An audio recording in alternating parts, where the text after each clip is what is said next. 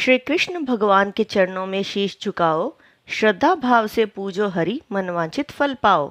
राधे कृष्णा। प्रिय भक्तगणों, धर्म ज्ञान चैनल पर आपका स्वागत है। आज इस वीडियो में हम कार्तिक माह के महात्म्य का तीसरा अध्याय श्रवण करेंगे।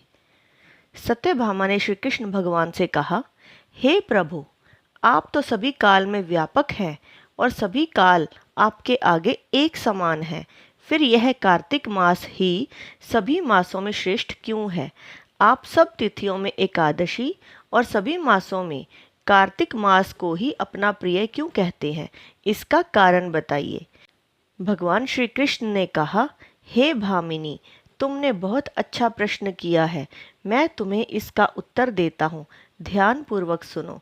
इसी प्रकार एक बार महाराज बेन के पुत्र राजा पृथु ने प्रश्न के उत्तर में देवर्षि नारद से प्रश्न किया था, और जिसका उत्तर देते हुए नारद जी ने उसे कार्तिक मास की महिमा बताते हुए कहा, हे राजन, एक समय शंख नाम का एक राक्षस बहुत बलवान एवं अत्याचारी हो गया था।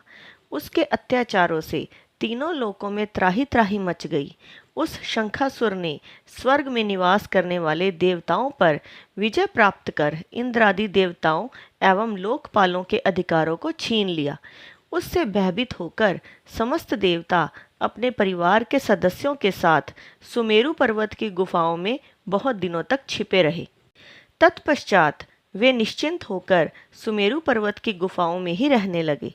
उधर जब शंखासुर को इस बात का पता चला कि देवता अनंत पूर्वक सुमेरु पर्वत की गुफाओं में निवास कर रहे हैं, तो उसने सोचा कि ऐसी कोई दिव्य शक्ति अवश्य है जिसके प्रभाव से अधिकारहीन यह देवता अभी भी बलवान है। सोचते सोचते वह इस निर्णय पर पहुंचा कि वेद मंत्रों के बल के कारण ही देवता बलवान हो रहे हैं। यदि इनसे वेद छीन लिए जाएं तो वे बलहीन हो जाएंगे। ऐसा विचार कर शंखासुर ब्रह्मा जी के सत्यलोक से शीघ्र ही वेदों को हर लाया। उसके द्वारा ले जाए जाते हुए भय से उसके चंगुल से निकल भागे और जल में समा गए।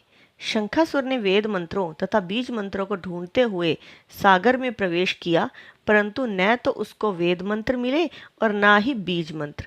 जब शंखासुर सागर से निराश होकर वापस लौटा तो उस समय ब्रह्मा जी पूजा की सामग्री लेकर सभी देवताओं के साथ भगवान विष्णु की शरण में पहुँचे और भगवान को गहरी निद्रा से जगाने के लिए गाने बजाने लगे और धूप गंध आदि से बारंबार उनका पूजन करने लगे।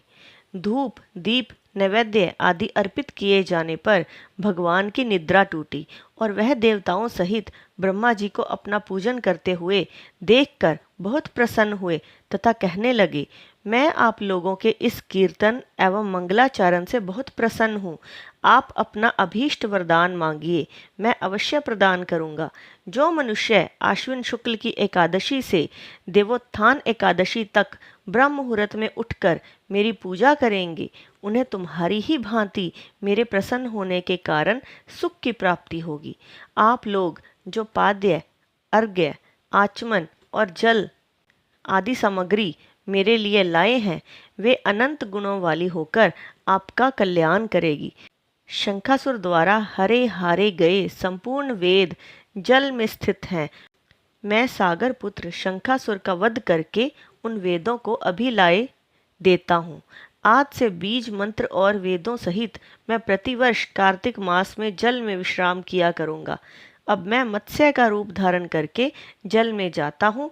तुम सब देवता भी मुनीश्वरों सहित मेरे साथ जल में आओ। इस कार्तिक मास में जो श्रेष्ठ मनुष्य प्रातःकाल स्नान करते हैं, वे सब यज्ञ के अवभृत स्नान द्वारा भली भांति नहा लेते हैं। हे देवेंद्र, कार्तिक मास में व्रत करने वालों को सब प्रकार से धन, पुत्र पुत्री आदि देते रहना और उनकी सभी आपत्तियों से रक्षा करना। हे धनपति कुबेर, मेरी आज्ञा के अनुसार तुम उनके धन धान्य की वृद्धि करना, क्योंकि इस प्रकार का आचरण करने वाला मनुष्य मेरा रूप धारण करके जीवन मुक्त हो जाता है। जो मनुष्य जन्म से लेकर मृत्यु पर्यंत विधि पूर्वक इस उत्तम व्रत को करता है वह आप लोगों का भी पूजनीय है। कार्तिक शुक्ल पक्ष की एकादशी तिथि को तुम लोगों ने मुझे जगाया है, इसलिए यह तिथि मेरे लिए अत्यंत प्रीतिदायिनी और माननीय है। हे देवताओं, यह दोनों व्रत नियम पूर्वक करने से मनुष्य मेरा सानिध्य प्राप्त कर लेते हैं। इन व्रतों को करने से जो फल मिलता है वह अन्य किसी व्रत से नहीं मिलता। अतः प्रत्येक मनुष्य को सुखी और निरोग रहने के लिए कार्तिक महात्म्य और एकादशी की कथा सुनते हुए उपर्युक्त नियमों का पालन करना चाहिए। कार्तिक मास का तीसरा अध्याय यहीं समाप्त होता है। अगले वीडियो में हम सुनेंगे कार्तिक मास महात्म्य का चौथा अध्याय। तब तक के लिए राधे कृष्णा।